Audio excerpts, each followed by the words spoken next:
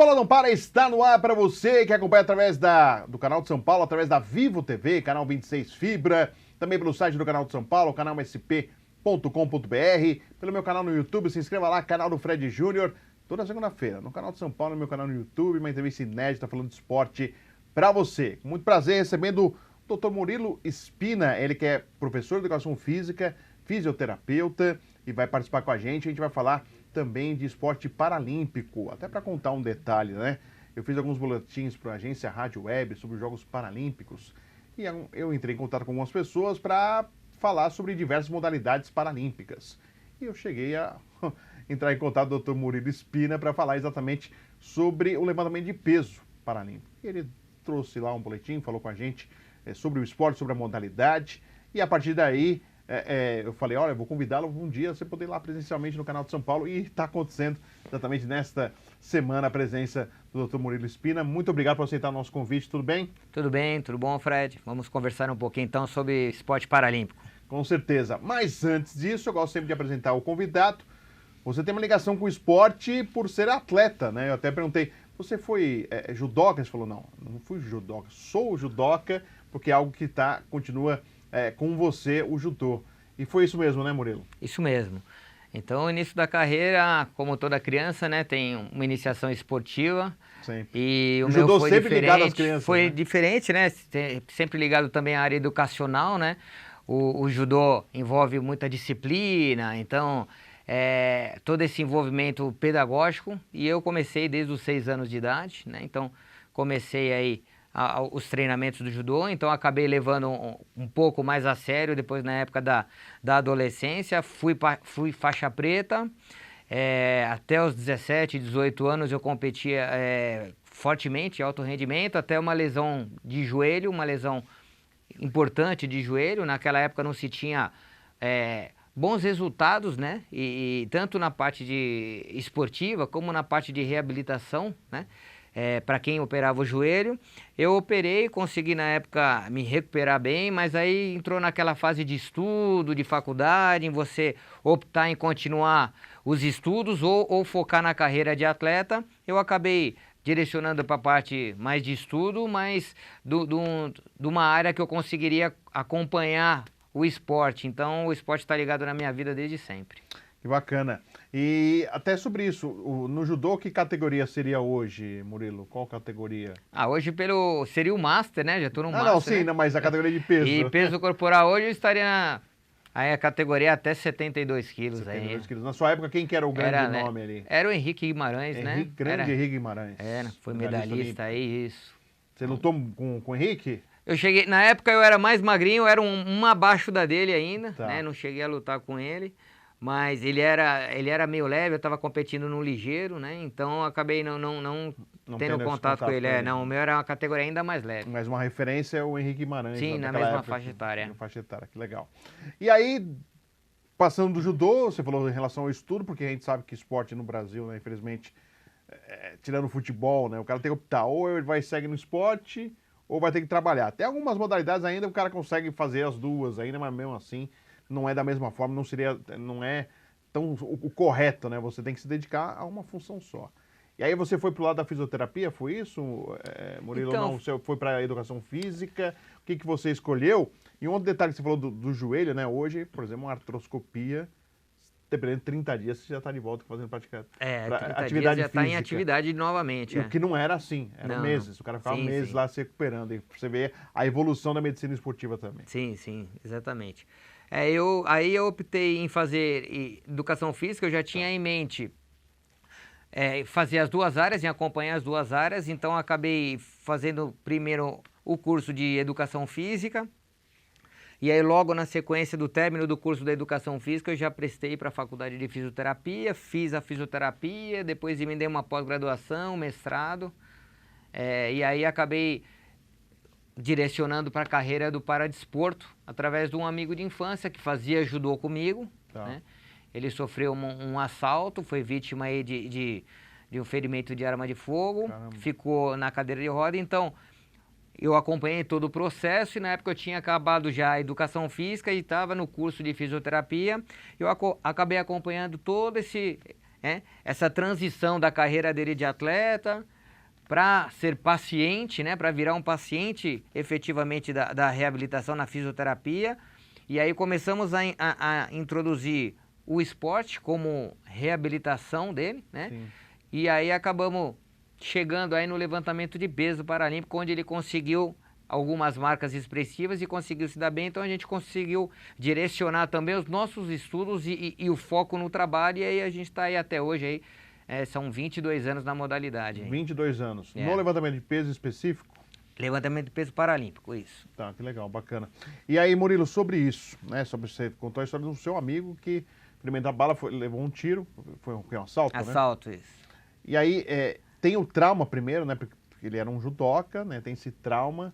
E aí, através do esporte, ele continua aí tendo esse lado esportivo da competição, da conquista, dos resultados. Isso acaba facilitando, de uma certa forma, essa transição, Murilo, ou pelo contrário? Por ele ter sido um judoca, de movimentos completos, e aí ele tem uma limitação a partir de um acidente, um caso de assalto, né? A gente convive e vem diversas histórias de atletas paralímpicos que têm que conviver, às vezes é de nascença, às vezes é durante a vida, né? A gente vai observando o que vai acontecendo e cada um vai buscando o esporte de alguma forma.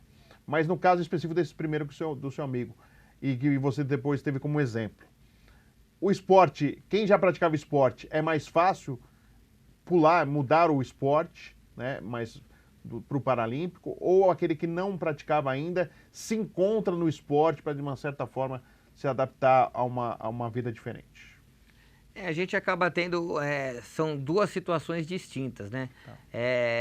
Primeiro, que a pessoa que foi atleta e que acontece um fato desse, um trauma desse na vida da pessoa, ele acaba se apegando ao esporte, como ele já tinha essa origem, né, esportiva, ele acaba se apegando da forma que, como é que eu vou fazer essa mudança? Porque ele não escolheu aquela modalidade. A modalidade, a gente fala, a raiz dele é outra. Sim. Então existe a transição. Então o primeiro fator é a gente encontrar uma modalidade onde ele consiga uma performance parecida com a que ele tinha, ou até melhor. Nesse caso foi uma performance melhor, porque na época do judô ele não tinha uma performance internacional, era uma performance nível nacional. Então ele passou pela natação antes, então a gente conseguir encontrar uma modalidade para que essa pessoa se encontre, né? E aí sim começar a desenvolver nisso nele. O que facilita é a parte de concentração, geralmente já é uma pessoa competitiva, é uma pessoa já focada, então, em relação a descanso, a alimentação, a vida mais regrada, do que aquela pessoa que ficou deficiente ao longo da sua vida, e aí ele encontrou o esporte como um caminho que ele não tinha na vida dele. Então, ele acaba tendo que se adequar de forma mais lenta, porque envolve toda essa parte de alimentação, descanso, treinamento, a rotina. O atleta, ele não é atleta só no horário, né, 8 horas por dia. Ele tem que ser atleta 24 horas, né? Porque ele tem que comer bem, tem que dormir bem, para ele poder treinar bem. Então, é uma visão um pouco mais global que aquela pessoa que não tinha uma raiz no esporte. Mas ele consegue se adequar também e consegue seguir a vida e com bons, excelentes resultados. E uma pergunta de curioso, sabe que o jornalista é curioso, Murilo. Por que você não foi para o judô paralímpico e foi para o levantamento de peso? Qual é o porquê? Porque você já foi judoca, você podia ir para um esporte que você já tinha um conhecimento. Sim. Por que não o judô paralímpico? Você teve a experiência, agora você vai contar. Sim. Não, eu acabei trabalhando já com o judô paralímpico, trabalhei inclusive com o nosso melhor atleta, né? Que é o Antônio Tenório, sim, né?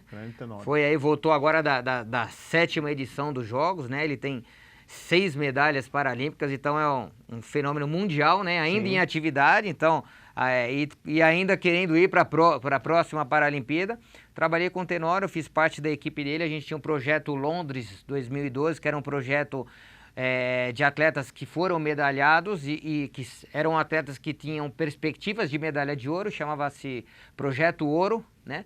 E ele montava uma equipe multidisciplinar, e aí ele me convidou para fazer parte da equipe. Então a gente tinha preparação física, tinha fisioterapeuta, tinha nutricionista, tinha o técnico, então todos envolvidos, então todos os profissionais envolvidos eram ex-judocas, né? Então ele montou uma equipe e aí a gente trabalhou junto aí por cerca de 6 anos, trabalhamos junto direto, mas aí eu tô sempre acompanhando o judô paralímpico, né? Não tem jeito. Mas aí o levantamento de peso é onde você, nesse momento, tem se dedicado e vai seguir esse caminho, essa modalidade no seu caso? Hoje em dia o levantamento de peso paralímpico me ocupa full time, 24 horas por dia. Tá.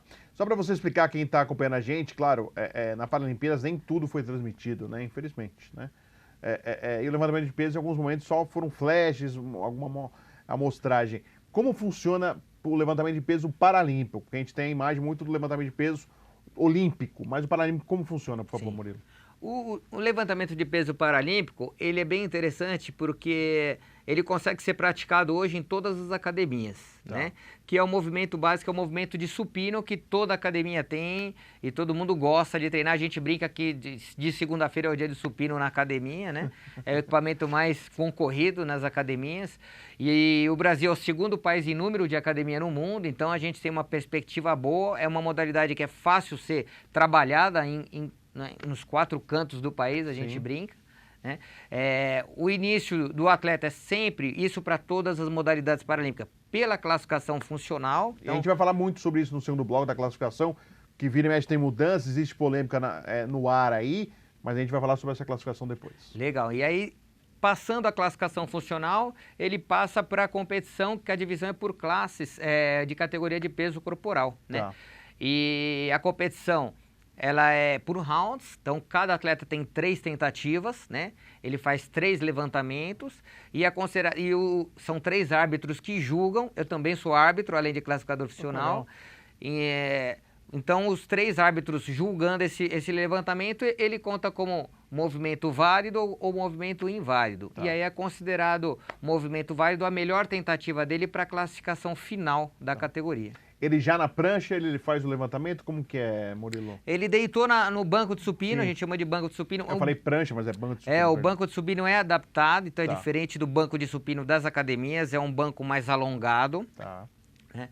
E onde os atletas ficam com as 2 pernas estendidas completamente. A modalidade é feita para deficiência de membros inferiores. Né? Ele tira a barra do suporte e aguarda o comando do árbitro-chefe. O árbitro dá o start, né, autoriza ele a iniciar o movimento, ele desce a barra até o peito, ele tem que obrigatoriamente encostar essa barra no peito e estender ela novamente até a extensão completa dos cotovelos e travar o movimento e esperar o árbitro dar o comando de guardar a barra. Então, normalmente, quanto tempo é essa... O movimento completo vai dar em torno de 3 segundos. E aí para ele manter o peso... Não tem tempo para manter, não. Ele travou o cotovelo e já é mandado guardar.